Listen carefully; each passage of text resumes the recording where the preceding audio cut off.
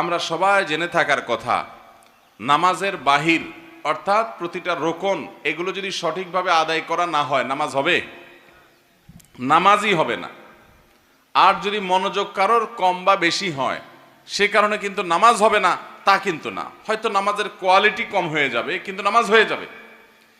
তাহলে নামাজের মধ্যে সবচেয়ে বড় সমস্যাটা নিয়ে আমাদের তেমন কোনো মাথা ব্যথা নাই, সেদিকে আমাদের যাতে ফোকাস না হয়, মনোযোগ না হয়, হয়তো শয়তানও আমাদেরকে ভুলিয়ে রেখেছে। এই জন্য ভাইরা আমার, নামাজের ভেতরটাকে যেরকম আমাদের ঠিক করতে হবে, অর্থাৎ মনোযোগ ধরে রাখতে হবে। নামাজটা এসেছে আল্লাহর শরণার্থে, আকিমিস সলাতা লিযিকরি, আল্লাহ বলেছেন সলাত কায়েম করো আমার স্মরণের জন্য। অতএব আল্লাহর স্মরণ যেন হয় নামাজ, সেটা যেমন চেষ্টা করতে হবে। এর পাশাপাশি আমাদের নামাজের বাহিরটা যেন ঠিক হয়। বাহির বলতে আমাদের দাঁড়ানোটা, সূরা কেরাতগুলো যেন শুদ্ধ হয়, ধীরস্থিরতার সাথে হয়, রুকুটা যেন